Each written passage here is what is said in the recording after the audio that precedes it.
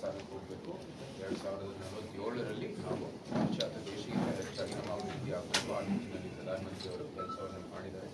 ಮೈಸೂರಲ್ಲಿ ನಮ್ಮ ಸಾರ್ವಜನಿಕರ ಸಭೆಯಲ್ಲಿ ಹೇಳಿದ್ರು, ಈ ಹಂಪಿ, ಬಾದಾಮಿ ಹಾಗೂ ಮೈಸೂರು ಅದು ಹೆರಿಟೇಜ್ ಕಾರಿಡಾರ್ ಆಗಬೇಕು ಅಂತ.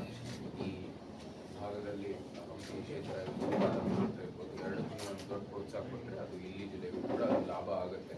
ಕಾರಣ ಅಂದರೆ ಇಲ್ಲೂ ಕೂಡ ಭಾಳಷ್ಟು ಸ್ಮಾರಕಗಳಿದ್ದಾವೆ, ಭಾಳಷ್ಟು ಪ್ರವಾಸೋದ್ಯಮ ಸ್ಥಳಗಳಿದ್ದಾವೆ, ಪಾರಂಪರಿಕ ಒಂದು ಸ್ಥಳಗಳಿದ್ದಾವೆ. ಭಾಳ ದೊಡ್ಡ ಪ್ರೋತ್ಸಾಹ ಕೊಡೋ ರೀತಿಯಲ್ಲಿ ನಾವೆಲ್ಲರೂ ಕೆಲಸವನ್ನು ಮಾಡ್ತೀವಿ ಅಂತ ಹೇಳ್ತಾ ಎಲ್ಲರ ಪ್ರಶ್ನೆಗಾಗಿ ನಾವು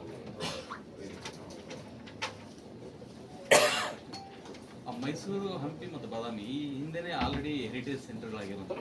ಇದು ಮತ್ತೆ ಇನ್ನೊಂದು ಸಾರಿ ಡಿಕ್ಲೇರ್ ಮಾಡಿದ್ದಾರೆ.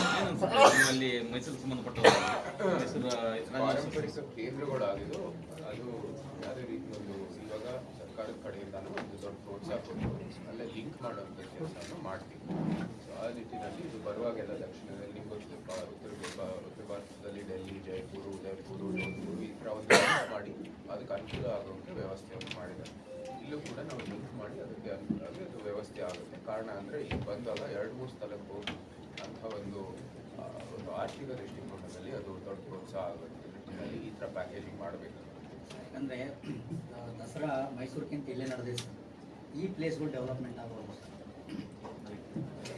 ನೀವು ಯಾಕಂದರೆ ಮೈಸೂರು ಭಾಗದಲ್ಲಿರೋಷ್ಟು ಸ್ಪೀಡ್ ಡೆವಲಪ್ಮೆಂಟ್ ಇಲ್ಲ ಸರ್.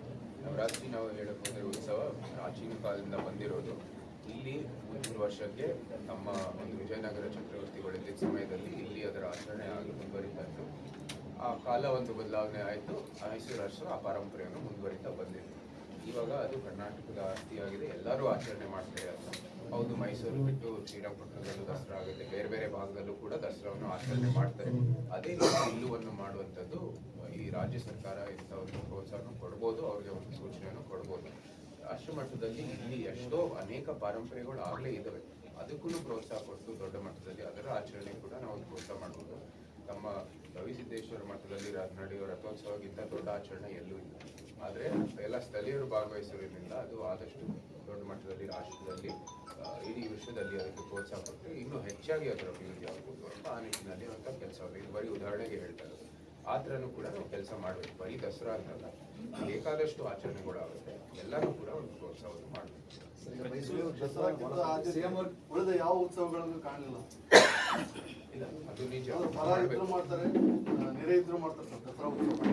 ಆದ್ರೆ ಬೇರೆ ಬೇರೆ ಉತ್ಸವಗಳಲ್ಲಿ ನಮ್ಮ ಹಂಪಿ ಉತ್ಸವ ಸೇರಿದಂತೆ ಉಳಿದೆಲ್ಲ ಉತ್ಸವಗಳಿಗೂ ಅದು ಗೊತ್ತಿದೆ, ರಾಜ್ಯಕ್ಕೆ ಸೇರಿರುವಂಥದ್ದು. ಇದು ಚುನಾವಣೆ ನಡೀತಾ ಇರೋದು ಕೇಂದ್ರದ್ದು. ನಾವು ಈಗ ಅಲ್ಲಿಂದ ಏನು ಯಾವ ರೀತಿ ಆಕಾಂಕ್ಷೆಗಳನ್ನು ಮಂಡಿಸಬಹುದು ಮತ್ತೆ ಇಲ್ಲಿಗೆ ಯಾವ ರೀತಿ ನಾವು ಕೂಡ ಸೂಚನೆ ಕೊಡ್ಬೋದು ಅಂತ ಕೆಲಸವನ್ನು ಮಾಡ್ತೀವಿ. 10 ವರ್ಷ ಮೋದಿ ಆಡಳಿತ ಮಾಡಿದ್ರು. 10 ವರ್ಷ ಮೋದಿ ಆಡಳಿತ ಮಾಡಿದ್ರು. 10 ವರ್ಷದಲ್ಲಿ ಮೋದಿ ಆಡಳಿತ ನಡೀತು. ಈ ಅಯೋಧ್ಯ ರಾಮ ಮಂದಿರ ಡೆವಲಪ್ಮೆಂಟ್ ಮಾಡಿದಂತೆ ಅಂಜನಾದ್ರಿಗೆ ಡೆವಲಪ್ಮೆಂಟ್ಗೆ ಏನು ಆದ್ಯತೆ ಕೊಡಲೇ ಇಲ್ಲ ಕೇಂದ್ರ ಸರ್ಕಾರ. ಅದು ನಿಮ್ಮ ರಾಜ್ಯ ಸರ್ಕಾರದಿಂದ ಹಿಂದಿನ ಬಿಜೆಪಿ ಸರ್ಕಾರ ಇರುವಾಗ ಒಂದು ದೊಡ್ಡ ಪ್ರೋತ್ಸಾಹವನ್ನು ಕೊಟ್ಟಿದ್ರು. ಅಲ್ಲಿ ಬಹಳಷ್ಟು ಅಭಿವೃದ್ಧಿ ಆಗಿದೆ, ಇನ್ನೂ ಆಗಬೇಕಾಗಿದೆ, ಮಾಡೋ ಕೆಲಸ ಮಾಡಬೇಕು. ಇಲ್ಲ, ಇಲ್ಲಿ ನಿಮ್ಮ ಬಿಜೆಪಿ ಅಭ್ಯರ್ಥಿನೇ ಹೇಳ್ತಾ ಇದ್ದಾರೆ, ಆಂಜನೇಯ ಬಿಸಿಲಲ್ಲಿದ್ದಾನೆ, ಡೆವಲಪ್ಮೆಂಟ್ ಆಗಿಲ್ಲ ಅಂತ ಇಲ್ಲಿ ಬಿಜೆಪಿ ಅಭ್ಯರ್ಥಿನೇ ಭಾಷಣದಲ್ಲಿ ಹೇಳಿದ್ದಾರೆ ಸರ್. ಅಲ್ಲ, ಬಿಜೆಪಿ ಸರ್ಕಾರ ಇದ್ದಾಗ ಅನುದಾನ ಕೊಟ್ಟಿತ್ತು ಸರ್. ಜೊತೆಗೆ ಮೊನ್ನೆ ಪ್ರೈಮ್ ಮಿನಿಸ್ಟರ್ ತಾವು ಕೇಳಿದರೆ ಅಲ್ಲಿ ಇರಲಿ ಕೇಳಿದರೆ ಮುಖ್ಯಮಂತ್ರಿ ಶ್ರೀ ಬಸವರಾಜ ಬೊಮ್ಮಾಯಿ ಅವರು ಮುಖ್ಯಮಂತ್ರಿ ಆಗಿರೋ ಸಮಯದಲ್ಲಿ ಅನುದಾನ ಆಗಿತ್ತು ಅಲ್ಲಿ, ಮತ್ತು ಅದನ್ನು ಪ್ರೋತ್ಸಾಹ ಕೊಡುವಂಥ ಕೆಲಸವನ್ನು ಮಾಡಿದ್ದಾರೆ. ಅದೆಲ್ಲನೂ ನಾವು ಮುಂದುವರಿತೀವಿ. ಇದು ಧಾರ್ಮಿಕ ಕ್ಷೇತ್ರದ ಒಂದು ದೃಷ್ಟಿಕೋನದಿಂದ ನಾವು ಕೆಲಸವನ್ನು ಮಾಡ್ತೀವಿ. ಇಂಪ್ಲಿಮೆಂಟ್ ಆಗಿಲ್ಲ, ಘೋಷಣೆ ಮಾಡಿದಾರ, ಅನುದಾನ ಕೊಡಲಿಲ್ಲ ಅನ್ನುವಂಥದ್ದು ಒಂದು ಮೈಸೂರು ಕ್ಷೇತ್ರ ಬಹಳ ದೊಡ್ಡ ಮಟ್ಟದಲ್ಲಿ ಎಲ್ಲರ ಗಮನ ಸೆಳೆದಿತ್ತು. ಸಿಎಂ ಸಿದ್ದರಾಮಯ್ಯನವರು ಬಹಳಷ್ಟು ಪರ್ಸನಲ್ ಆಸಕ್ತಿ ವಹಿಸಿಕೊಂಡಿದ್ದು, ಅಲ್ಲಿ ಇದ್ರ ಬಗ್ಗೆ ಏನು ಅನಿಸುತ್ತೆ ಈಗ ನಿಮಗೆ? ನಮ್ಮ ಧ್ಯಾನ ಇದ್ದಿದ್ದು ನಮ್ಮ ತಂತ್ರಗಾರಿಕೆ ಮೇಲೆ, ನಮ್ಮ ನಿರೂಪಣೆ ಮೇಲೆ. ಅವ್ರನ್ನ ನಡ್ಸ್ಕೊಂಡು ಮುಂದುವರಿದು ನಾವು ಕೂಡ ಅದು ನಡ್ಸ್ಕೊಂಡು ಹೋಗ್ಬೇಕು. ಶಾಂತಿಯುತವಾಗಿ ಎಲ್ಲ ಪ್ರಚಾರವನ್ನು ಮುಂದುವರಿತು ಬಂದಿದೆ, ಹಂತಕ್ಕೆ ಬಂದಿದೆ. ಫಲಿತಾಂಶ ನಮ್ಮ ಪರವಾಗಿ ಬರುತ್ತೆ ಅಂತ ವಿಶ್ವಾಸ. ಎಷ್ಟು ಲೀಡ್ ಅಂತ ಲೀಡು ನಾನು ಮೈಸೂರಲ್ಲೂ ಹೇಳಿದ್ದು, ನಿಮಗೂ ಹೇಳಿದ್ದೀನಿ, ನಿಮ್ಮ ಮಾಧ್ಯಮದ ಮಿತ್ರಕ್ಕೆ ಬಿಟ್ಟಿರೋದು, ನೀವೇ ಸಮೀಕ್ಷೆಯನ್ನು ನಡೆಸುವಂಥದ್ದು. ನಾವು ಹೇಳ್ಬೋದು ಫಲಿತಾಂಶ ನಮ್ಮ ಪರವಾಗಿ ಬರುತ್ತೆ. ಮೈಸೂರು ಫಲಿತಾಂಶದಿಂದ ರಾಜ್ಯದ ರಾಜಕೀಯ ಮೇಲೆ ಏನಾದರೂ ಪರಿಣಾಮ ಬೀರೋ ಸಾಧ್ಯತೆಗಳು ಸರ್? ಯಾಕಂದ್ರೆ ಮುಖ್ಯಮಂತ್ರಿ ಬಹಳ ಪ್ರತಿಷ್ಠೆಯ ಕ್ಷೇತ್ರ ಸರ್ ಮೈಸೂರು. ಕ್ಷೇತ್ರ ಬೇರೆ.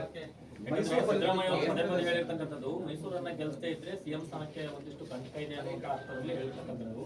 ಮೈಸೂರು ಫಲಿತಾಂಶ ರಾಜ್ಯ ರಾಜಕೀಯ ದಿಕ್ಕನ್ನೇ ನಾವು ಬದಲಾಯಿಸಬೇಕು. ರಾಜ್ಯದ ಚುನಾವಣೆ ಅಲ್ಲ ಇದು, ಜಿಲ್ಲಾ ಪಂಚಾಯತ್ ಚುನಾವಣೆ ಅಲ್ಲ, ರಾಜ್ಯದ ಚುನಾವಣೆ ಅಲ್ಲ, ಇದು ಕೇಂದ್ರದ ಚುನಾವಣೆ. ದೇಶವನ್ನು ಯಾವ ರೀತಿ ಮುಂದುವರಿಬೇಕು, ಯಾರ ನಾಯಕತ್ವದಲ್ಲಿ ಮುಂದುವರಿಬೇಕು, ಆ ಚುನಾವಣೆ. ರಾಜ್ಯಕ್ಕೂ ಇದಕ್ಕೂ ಏನು ಸಂಬಂಧ? ಅವ್ರ ಅಭಿಪ್ರಾಯವನ್ನು ಹಂಚಿದ್ದಾರೆ, ನೀವು ಅವ್ರನ್ನೇ ಕೇಳಬೇಕು. ಅಲ್ಲ, ನಿಮ್ಗೆ ಅನ್ಸುತ್ತಾ ಇದು ಪ್ರಭಾವ ಬೀರುತ್ತೆ ಅಂತ? ನಾನು ಹೇಳಿದ್ದೀನಿ, ಕೇಂದ್ರದ ಚುನಾವಣೆ, ಕೇಂದ್ರದಲ್ಲಿ ಯಾರ ನಾಯಕತ್ವದಲ್ಲಿ ಇದು ಮುಂದುವರಿತದೆ ಅಂತ ಪ್ರಶ್ನೆ ಇದು ಇದರ ಚುನಾವಣೆ. ಸರ್, ಈಗ ತಾವು ರಾಜಮಂತ್ರಿಯಿಂದ ಬಂದು ಈ ರಾಜಕೀಯ ತಾವೇ ಇಷ್ಟಪಟ್ಟು ಬಂದ್ರೆ ಅಥವಾ ಮೋದಿ ಅವ್ರ ಕರೆ ಮೇರೆಗೆ ಬಂದಿದೆ? ಎರಡು ನಿಜ. ನಾವು ಆಸಕ್ತಿ ಹೊಂದಿದ್ದು ಒಂದು ವರ್ಷದಿಂದ ನಾನು ಹೆಚ್ಚಾಗ್ತಾ ಇರೋ ಬಂದು ಅವಕಾಶ ಸಿಕ್ಕಿರೋದ್ರಲ್ಲಿ ನಾನು ಒಬ್ಬ ಆಕಾಂಕ್ಷಿಯಾಗಿ ಅದು ಏನು ಪ್ರೋಸೆಸ್ ಇದೆ ಅದನ್ನ ಮುಂದೆ ಬಂದು ಆಕಾಂಕ್ಷಿಯಲ್ಲಿ ಒಬ್ಬ ಅವರು ಆಯ್ಕೆ ಮಾಡಿದ ನಂತರ ನಾನು ಚುನಾವಣೆಯನ್ನು ನಡೆಸಿ ಇವತ್ತು ಚುನಾವಣೆಯನ್ನು ಮುಗಿದು ವಿಜಯನಗರ ಸಾಮ್ರಾಜ್ಯಕ್ಕೂ ಮತ್ತು ಮೈಸೂರು ಭಾವನಾತ್ಮಕ ಸಂಬಂಧ ಇದೆ. ಇದು ಬಂದ್ಮೇಲೆ ಏನು ಅನಿಸ್ತದೆ? ಮೊದಲು ಬಂದಿದ್ರಾ ಇದಕ್ಕಿಂತ ಬಿಫೋರ್?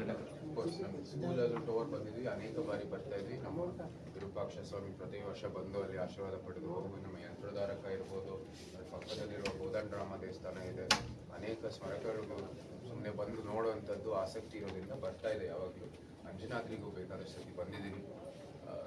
ಅದು ವೈಯಕ್ತಿಕವಾದ ಸಂಬಂಧ. ಅಂದರೆ ಮೈಸೂರು ಅಷ್ಟು ಕೂಡ ನಿಮಗೆ